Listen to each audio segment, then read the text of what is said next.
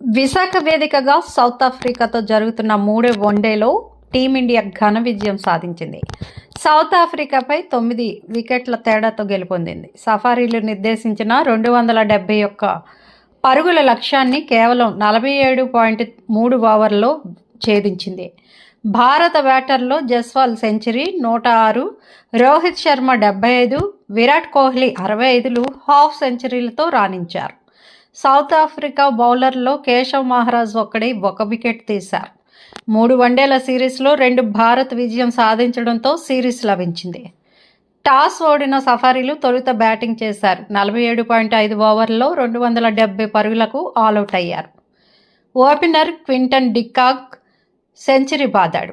Temba Bavuma 48 రాణించాడు. భారత బౌలర్లో కుల్దీప్ యాదవ్ 4, ప్రసిద్ధ్ కృష్ణ 4, హర్షదీప్ సింగ్, రవీంద్ర జడేజా చెరో వికెట్ని పడగొట్టారు.